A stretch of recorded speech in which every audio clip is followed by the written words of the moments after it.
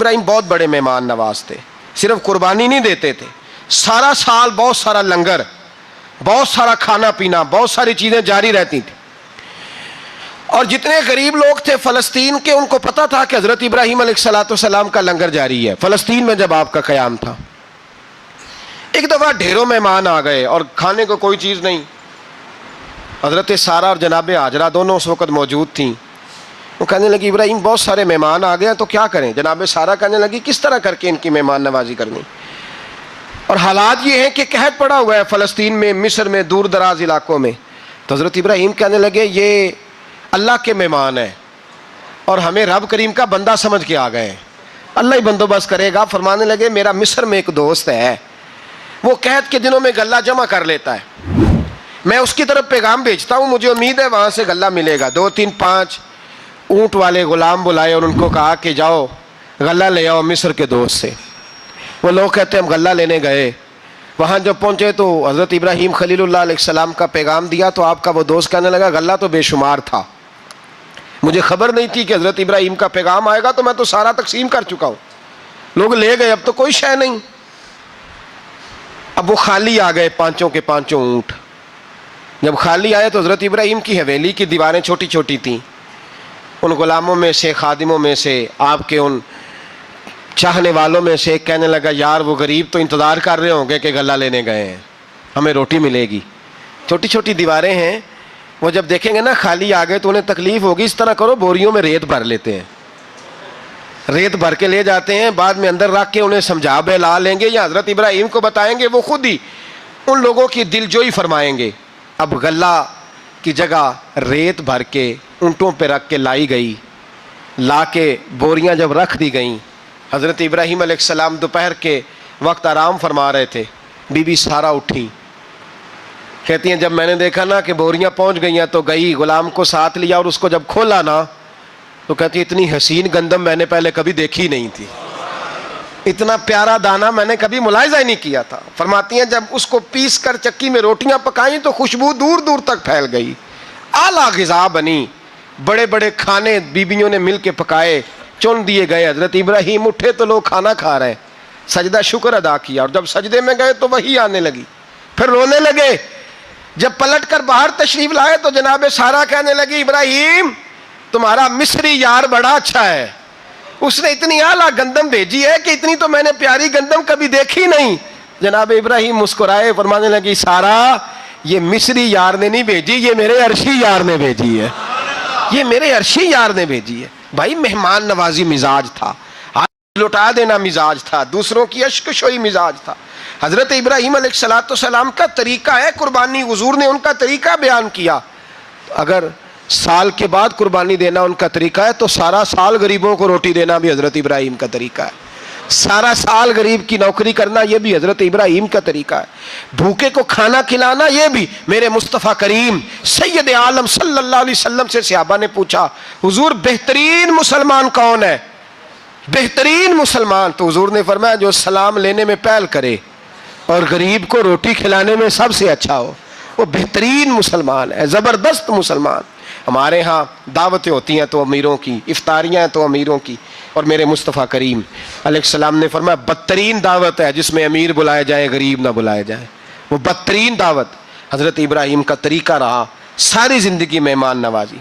اور دوسرا ان کا مزاج تھا، اللہ سے پیار ہو گیا تھا نا.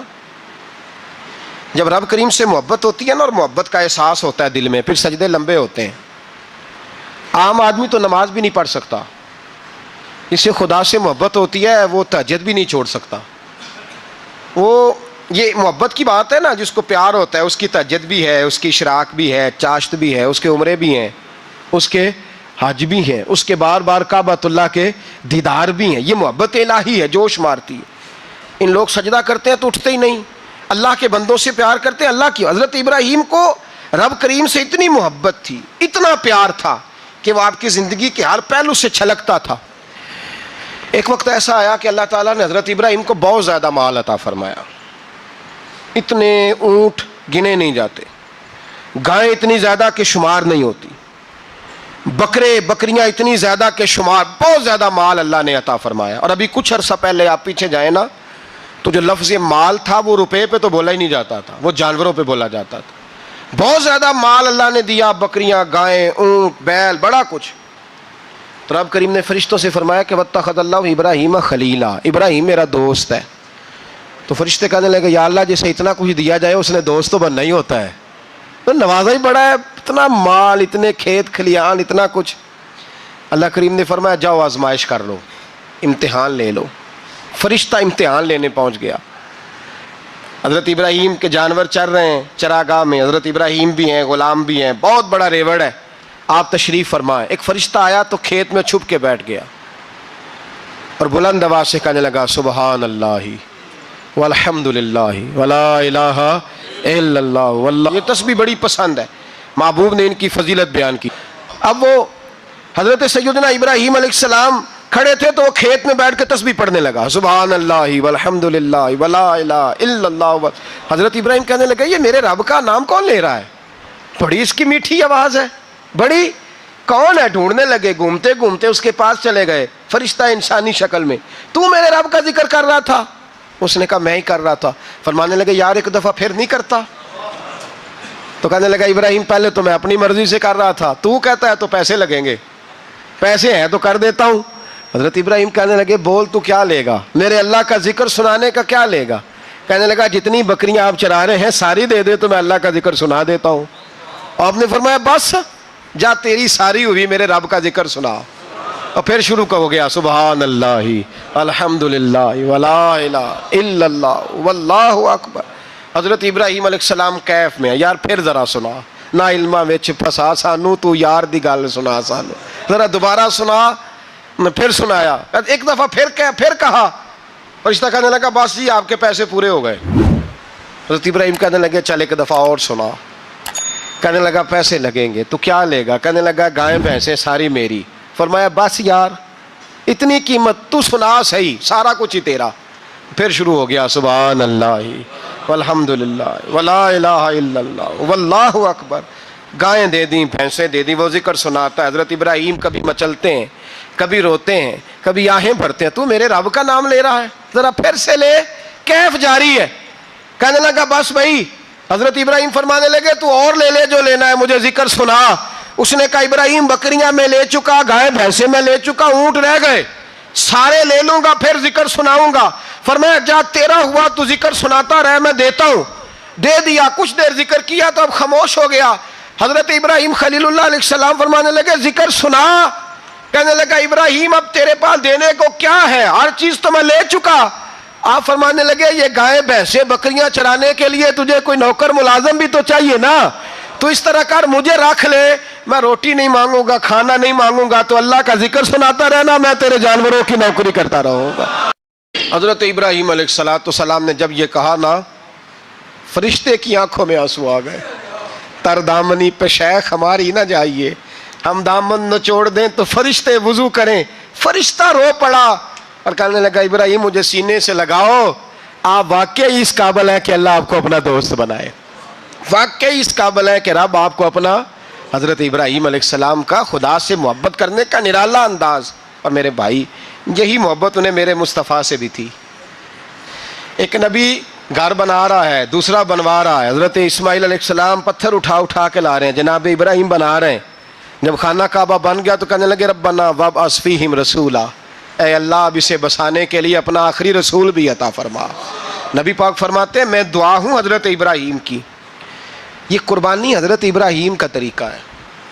حضور نے اگرچہ نبی پاک کی اپنی سنت تھی، یہ بھی کہہ سکتے تھے سنتی و سنت ابیکم ابراہیم، میری سنت ہے اور تمہارے باپ ابراہیم کی سنت ہے، یہ نہیں فرمایا۔ جب صحابہ نے کہا قربانی کیا ہے، فرمایا سنت ابیکم ابراہیم، یہ تمہارے باپ ابراہیم کی سنت ہے۔ ہر صاحب نصاب پر قربانی واجب ہے، جو زکوٰۃ کا نصاب رکھتا ہو اس پر قربانی واجب ہے، یعنی ضروریات سے زیادہ اتنے پیسے، جتنے پیسوں سے زکوٰۃ فرض ہوتی ہے اتنے پیسے جس آدمی کے پاس قربانی سے پہلے آ جائیں اس آدمی پر قربانی کرنا واجب ہے۔ بکرا، چھترا، دمبا 1 سال کا یا دمبا 6 مہینے کا ہو پر اتنا بڑا محسوس ہوتا ہو کہ لگے کہ 1 سال کا ہے، اس کی قربانی ہو سکتی ہے، جانور میں کوئی عیب نہیں ہونا چاہیے۔ اتنا کمزور نہ ہو کہ ذبح جہاں اسے کرنا ہے وہاں وہ چل کے جا نہ سکے، اتنا کمزور جانور نہ ہو، اس کے اندر بظاہر کوئی اتنا بڑا نقص نہ پایا جاتا ہو، کانا نہ ہو، لنگڑا نہ ہو، کوئی اس کی ہاتھ نہ کٹے ہوئے ہوں، ایسا نقص جو واضح ہو۔ بکرا 1 سال کا، گائیں اور بھینس یہ 2 سال کی، اونٹ 5 سال کا۔ اب اس میں یہ ہے کہ ہمارے بہت سارے دوست چونکہ ہم دیہاتی لوگ ہیں تو پوچھتے ہیں کہ دوندا نہیں ہے تو چوگا نہیں ہے، تو یہ ہماری پنجابی کی اصطلاحات ہیں، پنجابی کی۔ شریعت اسلامیہ نے سال بتائے ہیں، یہ تو ہم نے اپنی آسانی کے لیے، یا دیہاتوں میں جو ماحول تھا اس طرح کا جانور لیں، خوبصورت جانور لیں۔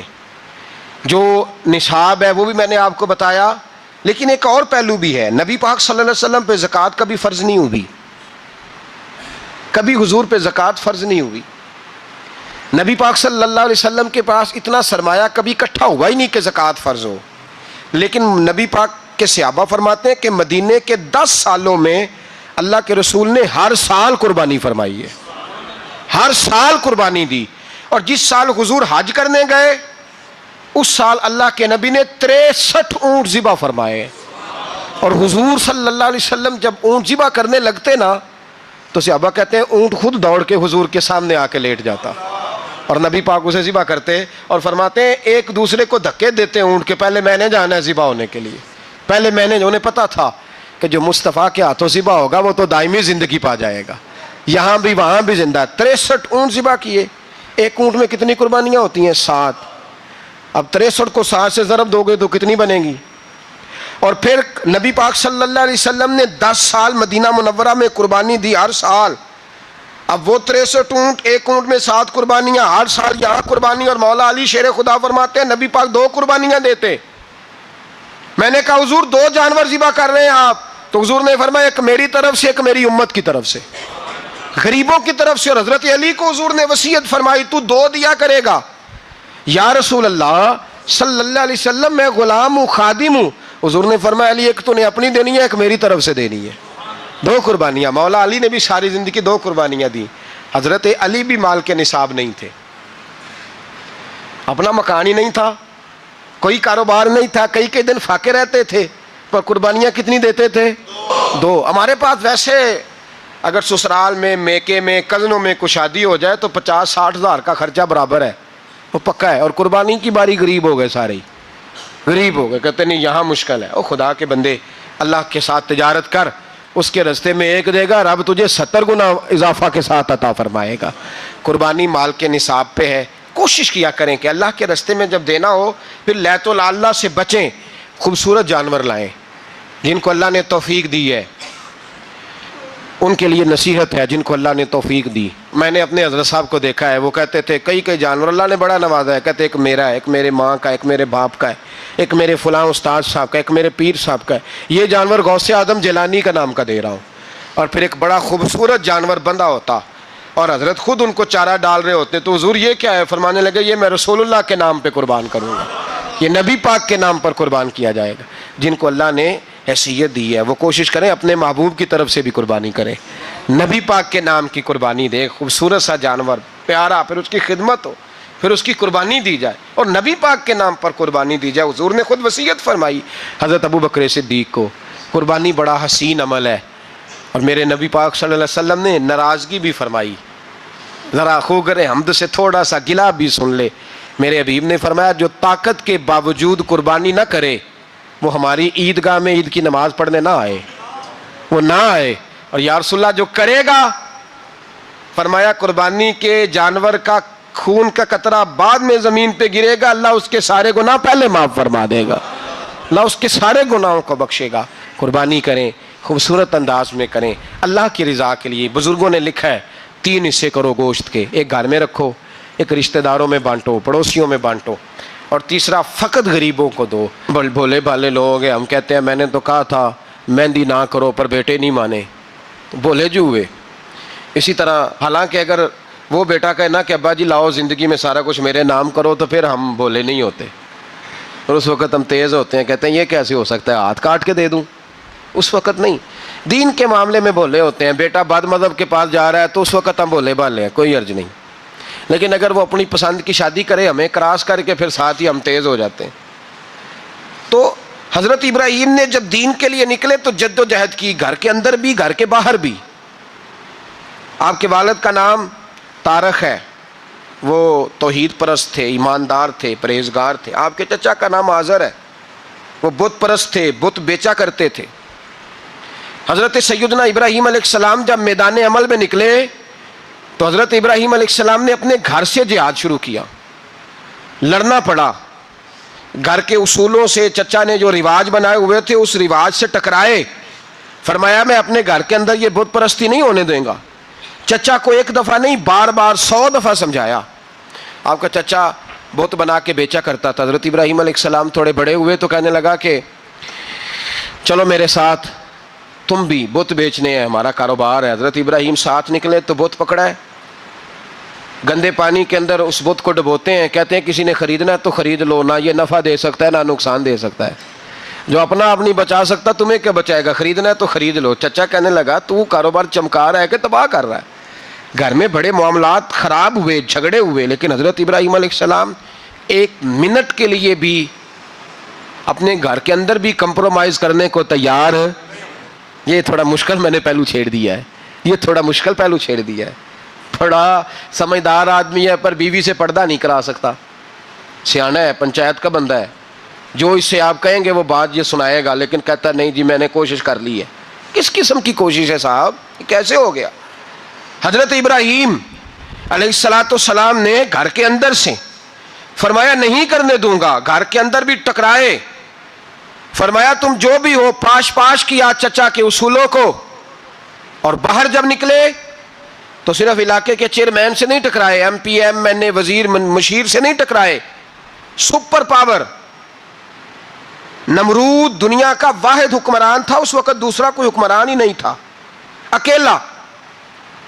اکیلے حکمران سے جا کر ٹکرائے، کوئی ساتھ فوج نہیں تھی، کوئی ساتھ ان کے طاقت بظاہر دنیا داری کی کوئی نہیں تھی، پر حضرت ابراہیم جا کے ٹکرائے، اور میرے رسول پاک صلی اللہ علیہ وسلم نے سند بیان کی، فرمایا افضل الجہاد کلمۃ الحق عند سلطان الجابر، فرمایا سب سے افضل جہاد یہ ہے کہ تو ظالم بادشاہ کے سامنے کھڑے ہو کے حق بات بیان کر دے، یہ سب سے بڑا جہاد ہے، یہ سب سے افضل الجہاد کلمۃ الحق عند سلطان الجابر، سب سے بڑا جہاد۔ حضرت ابراہیم کھڑے ہو گئے، سپر پاور سے ٹکرائے۔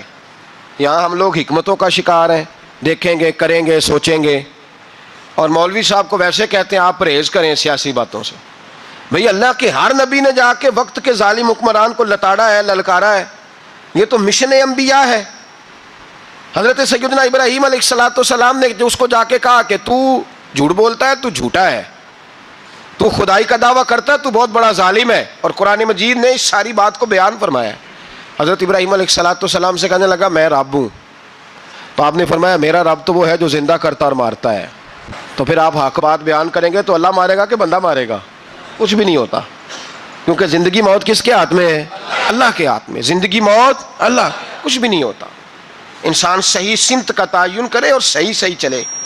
حضرت علی شیر خدا سے کسی نے کہا تھا کہ آپ کے بڑی دشمنی ہے، کوئی محافظ رکھ لیں، آپ فرمانے لگے موت خود بہت بڑی محافظ ہے، وقت سے پہلے آتی ہی نہیں، بڑی محافظ ہے، وقت سے پہلے۔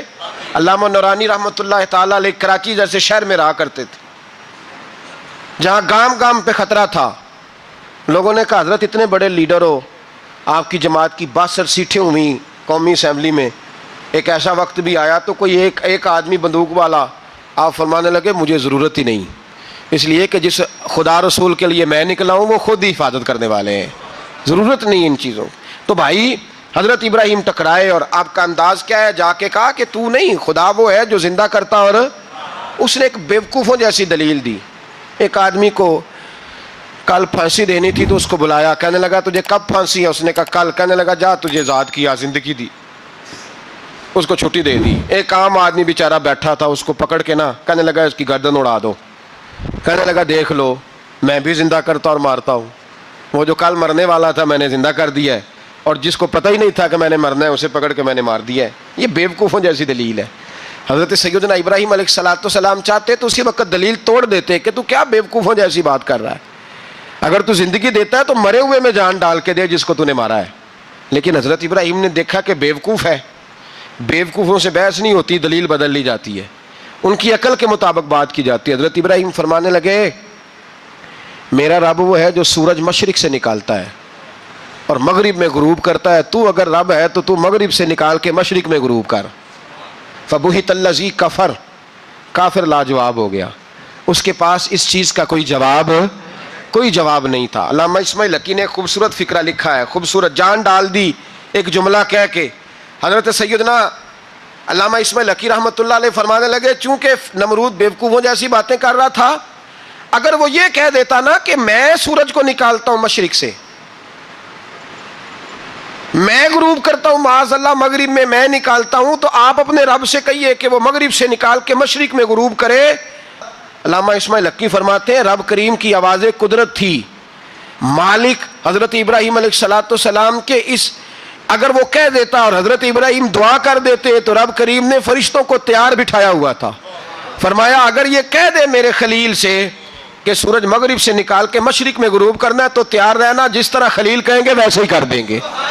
واتخذ اللہ ابراہیم خلیلا, ابراہیم ہمارا دوست جو ہوا, جیسے کہے گا ویسے کر دیں گے. حضرت سیدنا ابراہیم علیہ السلام کی باتوں کا جب جواب نہ دے سکا, دلیل نہیں بندہ دیتا, پھر لڑائی کرتا ہے, پھر جھوٹے موٹے اعتراض کرتا ہے. دلیل ختم ہوتی ہے تو لوگ ذاتیات پہ اترتے ہیں, کہتے ہیں یہ کھانستا صحیح نہیں, دیکھتا صحیح نہیں. دلیل ختم, اب ذاتیات پہ اترے, کہنے لگے مجھے پتہ چلا ہے کہ یہ فلانی جگہ گیا تھا تو وہاں جا کے اس نے اس طرح کیا ہے.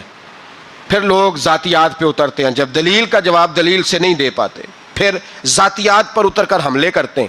حضرت ابراہیم کے دلائل کا جواب نمرود نہ دے سکا تو کہنے لگا کہ اس کو آگ میں ڈال دو. قوم گئی ہوئی تھی ساری, آپ نے بات سنی ہوئی ہے, میں نے صرف اشارہ دینا ہے, میلے پہ. تو حضرت سیدنا ابراہیم علیہ السلام نے سارے بت توڑ دیے, کلاڑا بڑے بت کی گردن پہ رکھا. واپس آئے, کہنے لگے بت کس نے توڑے ہیں؟ تو فرمایا اس سے پوچھ لو جس کی گردن پہ کلاڑا ہے. کہنے لگے یہ تو بول ہی نہیں سکتا. تو فرمانے لگے بڑے بیوقوف ہو, جو بولتا ہی نہیں, سنتا ہی نہیں, اپنا آپ نہیں بچا سکتا, اس کی پوجا کرتے ہو. کہنے لگے پکڑو, دلیلیں ختم ہو گئی, اس کو آگ میں ڈالو. بہت بڑی حویلی 45 فٹ مربع پہ مشتمل ایک حویلی بنائی گئی اور 45 فٹ اونچی.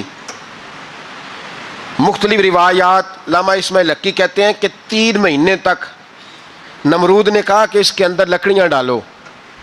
لوگ پوچھنے لگے کتنی دنیا جلانی ہے؟ کہنے لگا بندہ تو ایک جلانا ہے, پر بندہ بڑا تگڑا ہے, ایک بندہ. 3 مہینے لکڑیاں ڈالی گئیں.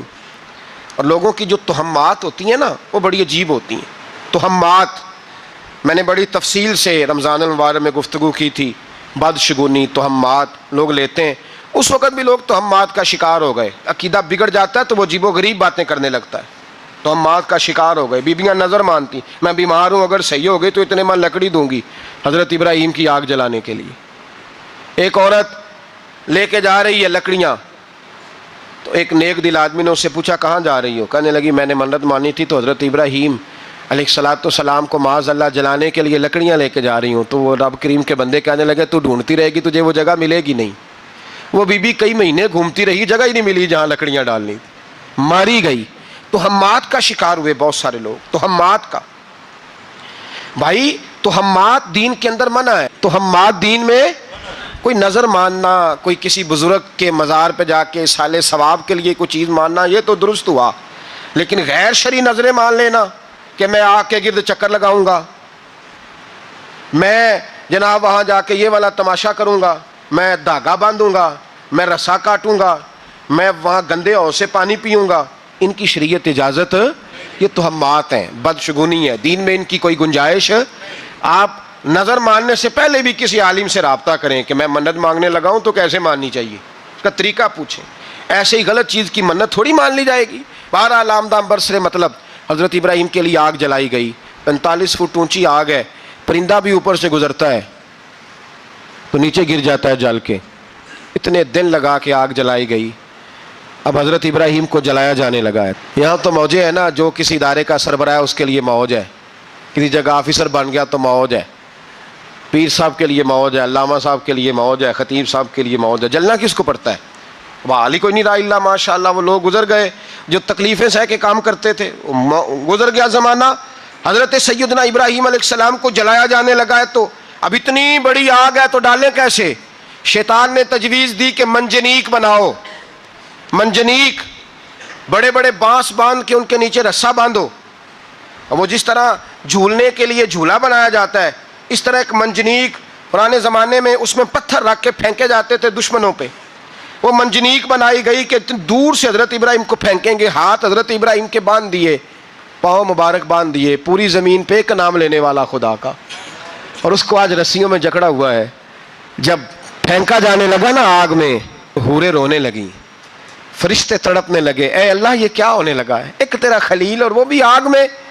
فرمایا جاؤ جا کے اس سے کہو اگر تمہاری مدد لیتا ہے تو اسے بچاؤ۔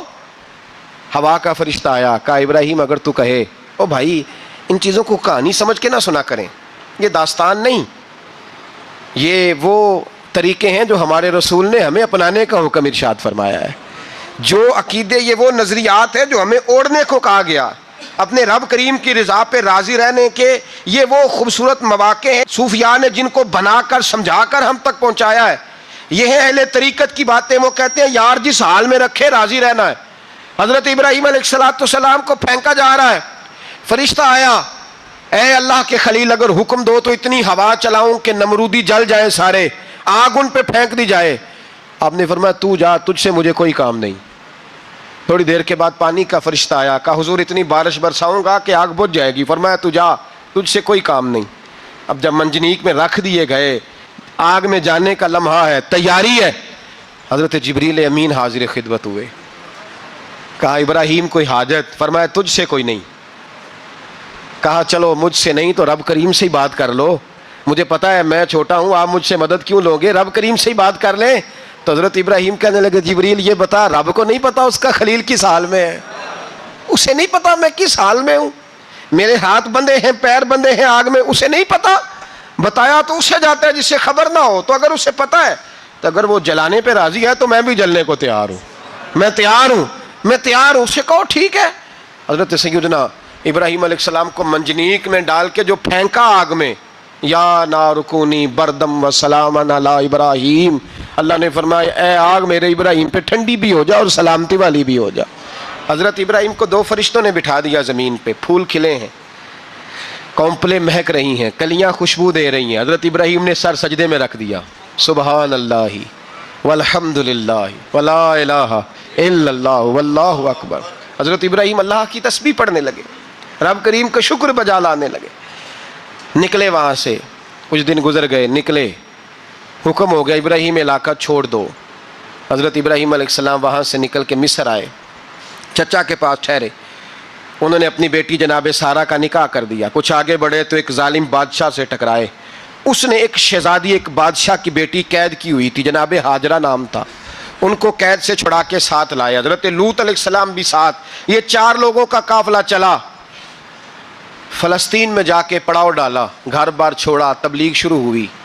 حضرت ابراہیم کے گھر میں 2 خواتین ہیں، ایک آپ کی بیوی ہیں، ایک حضرت ہاجرہ ہے، اولاد کوئی نہیں، بڑا میوہ ہے میٹھا، گھر وہی آباد ہوتا ہے جس میں بچے روتے ہیں، گھر ہوتا ہی وہ ہے جس میں بچوں کی چنچناہٹ ہوتی ہے، بھن بھناہٹ ہوتی ہے۔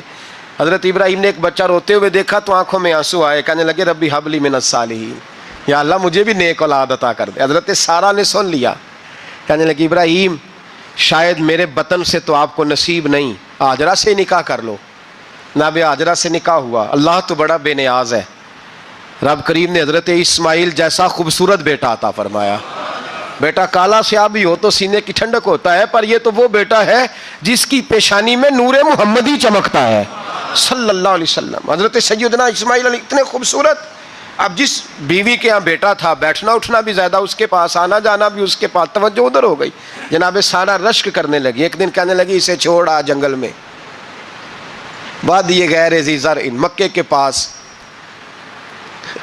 بھائی ایک بیٹا عالم دین بنا لو۔ کہنے لگا روٹی کہاں سے کھائے گا، تیرے 5 بیٹے ہیں، ایک کو حافظ قرآن بنا، کہتے روٹی کہاں سے کھائے گا، وہ بچہ بھی کہتا ہے میں کہاں سے کھاؤں گا۔ حضرت ابراہیم علیہ السلام تو چند مہینے کا بچہ چھوڑ آئے، تو کہاں سے روٹی کھائی حضرت اسماعیل نے، کہاں سے کھائی ان کی اماں نے روٹی، بھوکے مر جاتے ہیں یہ سارے۔ میں بڑی ذمہ داری سے کہا کرتا ہوں کہ جتنی خوبصورت روٹی اللہ کریم دین کے خادموں کو عطا کرتا ہے شاید کسی اور کے نصیب ہوتی ہو۔ لیکن ہم لوگ توجہ ہی نہیں کر رہے, ہمارا ذوق ہی نہیں بن رہا, ہم یہ محنت ہی نہیں کر رہے کہ قوم کو مستند علماء کی ضرورت ہے, علاقوں کے علاقے خالی ہیں, ادھر ہمارا مزاج ہی نہیں بن رہا, توجہ ہی نہیں دین کی خاطر. اور پھر چلے بچے تو بعد کی بات ہے نا, جو ابھی خود جوان ہے وہ بھی یہ دعا, ایک صاحب مجھے کہنے لگے میں دعا مانگ رہا ہوں اللہ مجھے بیٹا دے تو میں اسے دین پہ لگاؤں گا. تو میں نے کہا آپ بھی بوڑھے نہیں ہوئے, آپ خود ہی لگ جائیں, بیٹا تو ابھی آئے گا تو لگے گا نا, تو آپ تو اس وقت ہے تو آپ تو پہلے لگے نا صاحب, 2 گھنٹے تو نکال کے آئیں, دین سیکھنے کو کافی ہے. آپ اتنی لمبی سوچ رہے ہیں کہ بچہ آئے گا تو بڑا ہوگا تو وہ جائے گا تو دیکھی جائے گی, ابھی تو آپ ہیں تو آپ تو آؤ. حضرت ابراہیم نے بچہ وہاں چھوڑا. یہاں سے جو عمرہ کرنے لوگ جاتے ہیں نا, جو حج کرنے جاتے ہیں, ان کو پتہ ہے کہ وہاں دنیا کی ہر نعمت ملتی ہے, پھر بھی ڈبل ٹرپل پیسے لوگ جیبوں میں ڈال کے جاتے ہیں. حضرت ابراہیم جب وہاں لے کے گئے تو کوئی انسان نہیں تھا, پانی کا قطرہ نہیں تھا, 2 کلو کھجوریں, 1 مشکیزہ, بیوی کو تھمایا. ہمارے گھر میں ہزاروں چیزیں پڑی ہیں لیکن وہ جو توکل ہے نا وہ ختم ہو گیا ہے. اللہ دے گا, حلال حلال پہ قناعت کرے, جائز جائز پہ بھروسہ کرے, رب کریم عطا کرنے والا ہے, وہ مزاج ختم ہو گیا. حضرت سیدنا ابراہیم علیہ السلام 2 کلو کھجوریں 1 مشکیزہ پانی کا دے کر کے اور وہاں بٹھایا آپ نے اپنے بچے کو اور اپنی زوجہ جناب ہاجرہ کو, اور بٹھا کر کے یہ واپس پلٹنے لگے تو حضرت ہاجرہ سلام اللہ علیہ نے آواز دی, کہا ابراہیم کس کے سہارے پہ چھوڑ کے جا رہے ہو؟ جہاں آب زمزم کا کنواں ہے نا, جو لوگ گئے ہیں جنہوں نے صفا مروہ کی صحیح کی ہے, صفا مروہ سے باہر نکلے نا, سرکار کی ولادت کا مقام ہے, اس جگہ پہ آب زمزم کا کنواں تھا, وہاں حضرت سیدنا ہاجرہ کو بٹھایا, کوئی چیز نہیں, کوئی درخت نہیں, کوئی کھیت نہیں, کوئی پانی نہیں, کوئی کنواں نہیں, وہاں بٹھایا اور بٹھا کر کے نکلنے لگے تو جناب ہاجرہ فرمانے لگی ابراہیم کس کے سہارے پہ چھوڑ کے جا رہے ہو؟ کہنے لگے اللہ کے سہارے پہ. تو پاک باز بی بی نے ایک لفظ پوچھا, کہا ابراہیم یہ میرے رب کا حکم ہے, یہ میرے, بس جن کا عقیدہ توحید مضبوط ہو ان کے لیے ایک جملہ کافی ہوتا ہے, یہ میرے اللہ کا حکم ہے. تو جناب ابراہیم علیہ السلام فرمانے لگے ہاجرہ ہاں رب کا حکم ہے. جب یہ لفظ کہے تو چاہیے تھا نا حضرت ابراہیم تسلی دیتے, تو بی بی صاحبہ تسلی دینے لگی, عرض کرنے لگی ابراہیم اگر اللہ کا حکم ہے تو پھر آپ ہماری فکر نہ کرنا, اگر یہ رب کا حکم ہے تو پھر ہماری فکر نہ کرنا, جس رب نے ہمیں یہاں تک پہنچایا ہے وہ ہمیں کبھی بھی ضائع نہیں فرمائے گا, پھر فکر نہ کرنا. حضرت ابراہیم آ گئے, بات آپ نے سنی ہوئی ہے, اشارہ کرنا مقصود ہے. 13 سال میں چلے مان بھی لیا جائے بعض روایات کی روشنی میں کہ آتے جاتے بھی رہے, لیکن مکمل دیکھ بھال اپنے بچے کی پرورش میں پورا حضرت ابراہیم علیہ السلام کا کردار, سارا کردار ماں کا تھا. میں جب خواتین کے بارے میں کوئی بات کرتا ہوں تو میں آپ کو اکثر کہتا ہوں کہ یہ صرف بیوی کے لیے حکم نہیں ہوتا, یہ ٹریننگ بیٹی کو دینی ہے اور بہن کو دینی ہے, یہ تربیت کریں اپنے گھر میں. میں تجربے کی روشنی میں یہ بات عرض کیا کرتا ہوں کہ بھائی بچے باپ کے فرما بردار اس وقت ہوتے ہیں جب اماں انہیں باپ کا فرما بردار کرتی ہے, اور بچے باپ کے نافرمان بھی تب ہوتے ہیں جب اماں انہیں باپ کا. میں نے اپنے کانوں سے سنا ایک دفعہ, ایک بچہ اپنے باپ سے کہہ رہا ہے آپ نے تو ساری زندگی باہر گزار دی, پیسے کمانا کون سا مشکل کام ہے, دکھ سکھ تو سارے اماں نے برداشت کیے, اسکولوں میں وہ جاتی تھی, فلانا کام وہ کرتی تھی, فلانا کام. اب یہ سوچ اس کی ذاتی تو نہیں, یہ اس کو دی گئی ہے, اور اگر اس کو یہ سوچ دے دی جائے کہ اماں کہے کہ میں تو اپنوں میں رہی ساری زندگی, میں نے تو اپنوں میں وقت گزارا, اور تیرا باپ تو کئی دفعہ جنازے بھی نہیں پڑھ سکا, اس نے تو ماں باپ ایسے دفن کر دیے, وہ اگر یہ سوچ فراہم کرے تو پھر بچہ باپ کا فرما بردار ہوتا ہے. اور یہ والی روایتیں ہم بیوی کو سناتے ہیں, حالانکہ کس کو سنانی چاہیے بولیے؟ بہن اور بیٹی کو. بہن اور بیٹی کو سنائیں یہ باتیں, ان کو سمجھائیں تاکہ آگے جا کے وہ جو گھر ترتیب دیں وہ گھر بڑا عمدہ اور نکھرا ہوا ہو. حضرت سیدنا ابراہیم 13 سال کے بعد آئے, چونکہ گھر میں اللہ تبارک و تعالیٰ کی دوستی کا چرچا تھا, اللہ تبارک و تعالیٰ کی محبوبیت کا غلبہ تھا. 13 سال کے بعد فلما بالغ معہ السعی, بیٹا جب اتنا بڑا ہوا کہ سال چلنے لگا, حضرت ابراہیم نے اپنے بیٹے کو بلا کے کہا بیٹا مجھے خواب آئی ہے, میں تجھے ذبح کر رہا ہوں, تیری کیا رضا ہے؟ حضرت اسماعیل کہنے لگے یا ابت افعل ما تؤمر, ابا جی اللہ جیسے حکم دیتا ہے میرے ساتھ ویسے ہی کریں, جیسے اللہ حکم دیتا ہے ویسے ہی بولیے ویسے ہی کریں. حضرت ہاجرہ کو کہا کہ ایک دوست نے دعوت کی ہے تو وہاں جا رہے ہیں, بی بی مطمئن ہے, تفصیلات کی ضرورت نہیں, ختم بات. اعتبار ہے, مطمئن ہو گئی. شیطان پیچھے سے آیا اماں کے پاس. ذرا تھوڑی دیر کے لیے تصور جمائیے, یہاں تو پڑوسن آ کے کوئی بات بتا دیتی ہے خاوند کے بارے میں تو کئی مہینے جھگڑا جاری رہتا ہے, پڑوسن محلے دار. شیطان نے آ کے بتایا لفظ کیا ہے؟ کہا حضرات تمہیں پتہ ہے کہاں جا رہے ہیں؟ کہا دوست کی دعوت میں. تو کہنے لگے دوست کون ہے؟ رب کریم. اور ابراہیم کا خیال ہے کہ اس رب نے مجھے حکم دیا ہے کہ میں ذبح کروں. تو حضرت حاجرہ کہنے لگی کبھی باپ بھی بیٹے ذبح کرتے ہیں؟ شیطان کہنے لگا ان کا خیال ہے کہ ان کے رب نے حکم دیا ہے.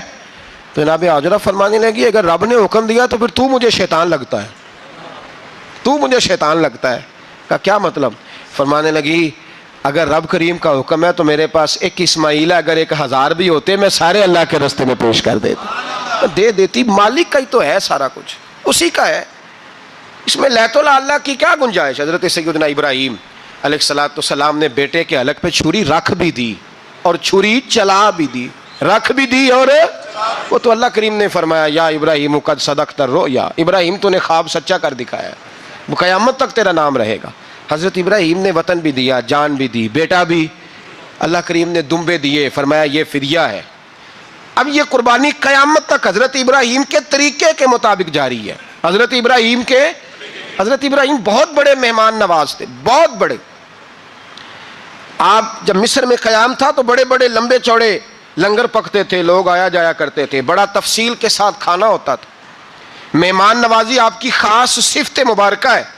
ہمارے ہاں بھی مہمان نوازی ہوتی ہے امیروں کی, بلکہ اب تو مہمان نوازی اس طرح کی ہے کہ کل تیری میرے پاس دعوت ہے اور پرسوں میری تیرے پاس ہے. وہی امیروں میں وہ چکر رہتا ہے, پارٹیاں دوست ایک دوسرے کو ڈالتے ہیں, تیری طرف پارٹی تیری طرف. اور اسی انداز میں اب یہ عید آئے گی نا, ٹکا پارٹیاں ہوں گی جگہ جگہ. اور لوگ سوال پوچھنے لگے ابھی سے, کہتے ہیں قربانی کا کتنا گوشت گھر رکھنا جائز ہے؟ قربانی کا کتنا گوشت گھر رکھنا جائز ہے؟ سارا ہی جی. اس لیے فریزر لے لے, فریج سے نہیں کام چلے گا. سارا ہی جہاز گھر رکھنا سارا ہی جائز ہے, رکھ لیں. اور خدا کے بندے, قربانی وہ بندہ دیتا ہے جو سارا سال ہی گوشت کھاتا ہے. صحیح کہہ رہا ہوں؟ قربانی صاحب نصاب صاحب استطاعت بندہ دیتا ہے نا, تو وہ سارا سال ہی گوشت, تو سارا گھر میں رکھنا بھی جائز ہے, لیکن سارا دے دینا بھی. تو جو آ رہی ہے اس پہ کیوں توجہ کرتے ہو, جو دوسرا جائز ہے اس پہ کیوں نہیں عمل کرتے؟ سارا تقسیم کر دیں, بات ختم ہوئی. یقین کریں محرم میں جا کے دوست ٹیلی فون کر کے سوال پوچھتے ہیں, کہتے ہیں صاحب سنا ہے قربانی کا گوشت محرم میں کھانا جائز نہیں. میں کہ نہیں, ربیع الاول چ بھی جائز جے, رجب رمضان تک کھاؤ, کوئی بندہ نہیں منع کرتا. اس لیے کہ کسی کو دینا تو پسند ہی نہیں. جس کو بارے دو عالم کی پرواہ نہیں, اس کے بازو کی قوت پہ لاکھوں سلام. تو نبی پاک نے انگلی اٹھائی, اشارہ کیا تو چاند 2 ٹکڑے ہو گیا. لوگ کہتے ہیں یوں لگا کہ آدھا کوہ صفا کے ادھر گیا ہے, آدھا ادھر گیا. تو حضور فرمانے لگے گواہ ہو جا میں نے چاند توڑ دیا, تو بھی گواہ ہو جا میں نے چاند توڑ دیا, تو بھی گواہ ہو جا چاند. پر جس نے نہیں نہ ماننا, کہنے لگا اوہو ہم سمجھتے تھے زمین پہ جادو چلتا ہے, معاذ اللہ آپ کا تو آسمانوں پہ بھی چلتا ہے.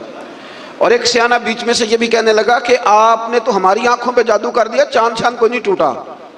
یہ تو باہر کے قافلے آئیں گے نا جو مکے سے باہر گئے ہوئے ہیں, واپس آئیں گے تو پوچھیں گے انہوں نے بھی دیکھا ہے کہ نہیں. اگر انہوں نے گواہی دی تو پھر مانیں گے. باہر سے قافلے آئے تو انہوں نے پوچھا بھی تم نے چاند کو ٹوٹتے دیکھا ہے؟ تو کہنے لگے قسم ہے ہمیں, ہم نے فلاں دن فلاں تاریخ فلاں رات چاند ٹوٹتے دیکھا ہے, چاند ٹوٹتے دیکھا ہے, ہم نے دیکھا ہے. تو انہوں نے کہہ بھی دیا. تو کہنے لگے لگتا ہے تمہیں بھی جادو ہی ہو گیا ہے. جس گواہی پہ بھی کھڑے ہوتے تھے وہ ماننے کو تیار. کبھی کبھی کچھ باتیں بر موقع ہو جاتی ہیں تو مزہ بڑا دیتی ہیں. میں بیت اللہ شریف سے, حرم شریف سے باہر نکل رہا تھا تو ایک بندے نے مجھے کھڑا کر لیا, کہتا جی آج اللہ کا گھر ہے, یہاں کھڑے ہو کے بس 2 سوالوں کا جواب دے دے میں مان جاؤں گا. تو میں ہنس پڑا. میں نے کہا حضور نے یہاں چاند توڑ کے دکھایا تھا, پر نہیں ماننے والے وہ بھی نہیں مانے تھے. تو آج 2 دلیلوں سے صاحب کون مانتا ہے؟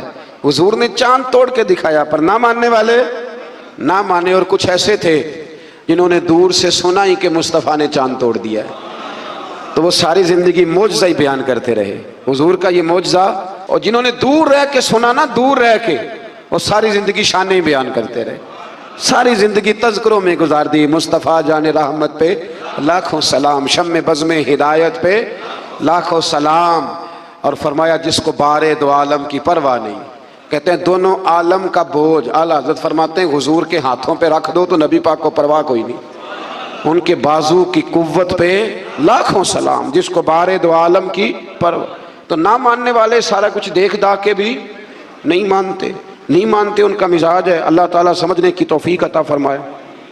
آیت نمبر 49 میں ہر چیز کو اندازے سے بنانے کا ذکر ہے کہ اللہ نے بڑے سونے طریقے سے بڑے پیار سے ہر شے بڑی خوبصورت بنائی ہے.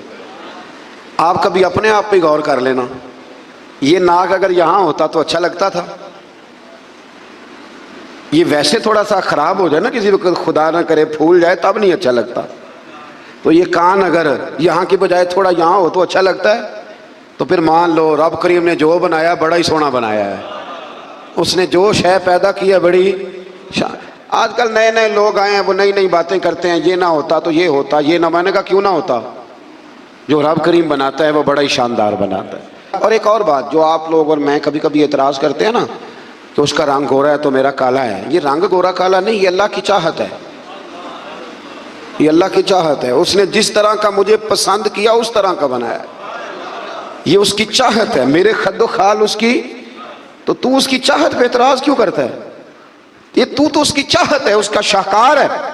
اعتراض نہ کر, تو کہہ الحمدللہ جس طرح اس نے مجھے چاہا, جس رنگ میں چاہا اس نے مجھے بنایا. لوگ بڑا کچھ کراتے پھرتے ہیں, بڑے معاملات ہیں جناب, بڑی پریشانی ہے لوگوں کو. کسی نے سرجری کرانی ہے, کوئی کریمیں تلاش کرتا پھرتا ہے, آ کے مسئلے پوچھتے ہیں اور مسئلہ بتا دو تو عمل بھی نہیں کرتے. کہتے ہیں جی آرٹیفیشل بال لگوا لیں. میں نے کہا کیا ضرورت ہے آپ کو؟ کہتے سر گنجا ہے. تو میں نے کہا ٹوپی پہنو, نبی پاک کی سنت ہے. امامہ باندھو, حضور کا طریقہ ہے. بال ہی ضرور لگوانے سے انسان, بھئی اللہ کریم نے جب تک چاہا سر پہ بال رہے اور جب چاہا تو اس نے, تو یہ تھوڑا سا باہر آئیں. میں نے تھوڑے دن پہلے بھی کہا تھا ضروریات زیادہ نہیں, میک اپ بہت زیادہ ہے. اگر میک اپ سے, بہت سارے میک اپ سے ہم باہر آ جائیں نا تو پھر بھی بڑی ساری آسانیاں ہمارے لیے پیدا ہو سکتی ہیں. اس سے آگے جناب شروع ہوتی ہے سورہ قمر کے بعد سورہ رحمان. سبحان اللہ. سورہ فَبِأَيِّ آلَاءِ رَبِّكُمَا تُكَذِّبَانِ. اچھا کبھی کبھی نا انسان بیٹھتا ہے نا کچھ چیزوں کو دیکھنے کے لیے تو ان کا دیکھنا ہی بڑا مزہ دیتا ہے. مختلف صورتوں کے نا مختلف فضائل نبی پاک نے بیان فرمائے. حضرت علی المرتضیٰ شیر خدا رضی اللہ تعالیٰ عنہ فرماتے ہیں کہ نبی پاک علیہ السلام نے فرمایا ہر چیز کی ایک دلہن ہوتی ہے. دلہن بیوی کے معنوں میں نہیں, دلہن سجی ہوئی چیز کو کہتے ہیں. عرب کے اندر دلہن ہے سجی. فرمایا ہر چیز کی ایک دلہن ہوتی ہے. تو فرمایا قرآن کی دلہن سورہ رحمان ہے. یہ سجی ہوئی صورت ہے یہ نا. اور اللہ بار بار کہتا ہے, بار بار فَبِأَيِّ آلَاءِ رَبِّكُمَا تُكَذِّبَانِ. اور انسان تو اپنے رب کی کون سی نعمت کو جھٹلائے گا. پلٹ کے دیکھ تو صحیح, تو اپنے آپ کو دیکھ لے, اپنی آنکھیں ہی دیکھ لے, اپنا گھر ہی دیکھ لے. تو غور تو کرنا ذرا. یہ نا بہت سارے لوگوں کو بڑی دشواری ہوتی ہے, وہ ہر وقت ہاتھ میں رومال پکڑے رہتے ہیں. کہتے ہیں جی میرے منہ سے نا کئی دفعہ قطرہ نکل جاتا ہے تھوک کا تو کسی کے منہ پہ پڑ جاتا ہے. میں ایک تحقیق دیکھ رہا تھا کہ جو لبلبا ہے نا آپ کی زبان کے نیچے, اگر زبان خشک ہو جائے تو کسی کھانے کا مزہ ہی نہ آئے. ڈاکٹر کہتے ہیں کہ اتنی قیمتی چیز ہے یہ جو آپ کی زبان تار رہتی ہے کہ یہ سارے ذائقے جو ہیں یہ آپ کو دیتی ہے. اگر کبھی زبان پک جائے نا تو اچھی طرح پکی ہوئی چیزیں بھی مزہ کوئی نہیں دیتی, بلکہ جلتی رہتی ہے ہر شے. اللہ نے جو بنایا ہے نا, جہاں بنایا ہے کمال ہی بنا دیا ہے. اور فرماتا ہے فَبِأَيِّ آلَاءِ رَبِّكُمَا تُكَذِّبَانِ. اپنے رب کی کون سی, تو کہاں جائے گا. اور شروع کہاں سے کیا؟ فرمایا الرحمن علم القرآن. فرمایا رحمان نے اپنے حبیب کو قرآن سکھایا ہے. حضرت علی فرمایا کرتے تھے کہ میں اگر قرآن کی تفسیر لکھوں تو کئی اونٹ کتابوں کے بھر جائیں, پھر بھی تفسیر ختم. ہم پرانی بات نہیں کرتے. یہ گجرات میں مفتی احمد یار خان صاحب نعیمی حکیم الامت رحمۃ اللہ, قرآن مجید کے ایک پارے کی تفسیر لکھی تو پوری ایک جلد بن گئی. ابھی پنڈی کے وہ عالم حیات ہیں جو کہتے ہیں کہ ایک پارے کی ایک جلد نہیں, ایک پارے کی تو 3-4 جلدیں بن جاتی ہیں. اعلیٰ حضرت فاضل بریلوی سے کسی نے کہا تفسیر لکھیں, فرمانے لگے میں لکھوں گا تو پڑھے گا کون؟ فرمایا میں تو سورہ بددعا کی تفسیر لکھوں تو کئی جلدیں بن جائیں، اتنا وسیع۔ اور بتائیے یہ وہ لوگ ہیں جنہوں نے استادوں سے قرآن سیکھا ہے، تو جس رسول نے اللہ سے سیکھا ہے، جس نبی نے اللہ سے سیکھا ہے، اس کے آپ کیا صاحب بات کرتے ہیں علم کی، اور آپ ترازو لے کے بیٹھے ہیں، آپ کیسی بات کرتے ہیں؟ میرے محبوب کو رب کہتا ہے میں نے قرآن سکھایا ہے۔ خلق الانسان، فرمایا پہلے قرآن سکھایا ہے، پھر میں نے اس انسان کامل کو دنیا میں پیدا فرمایا ہے۔ علمہ البیان، اور پھر میں نے اسے بیان سکھایا ہے۔ کہ بیان کون سکھاتا ہے؟ یہ قرآن مجید کہہ رہا ہے، بیان کون سکھاتا ہے؟ کچھ دوست ایسے ہوتے کہتے فلانا آدمی مقرر ہے جی، تو کیا مقرر آدمی جو ہوتا ہے وہ بالکل فضول آدمی ہوتا ہے؟ اللہ کہتا ہے کہ یہ جو بیان ہے نا، یہ بھی میں ہی سکھاتا ہوں، ہر ایک حصے میں ہر نعمت آتی یہ بھی اللہ ہی سکھاتا ہے۔ اور نبی کریم علیہ السلام نے فرمایا بعض بیان جادو ہوتے ہیں، وہ جادو ہی کر جاتے ہیں جی۔ کچھ لوگ ایسے ہوتے ہیں جن کا ایک جملہ انسان سنتا ہے تو ساری زندگی کے لیے کافی ہو جاتا ہے، اللہ تاثیر کی دولت عطا کرتا ہے۔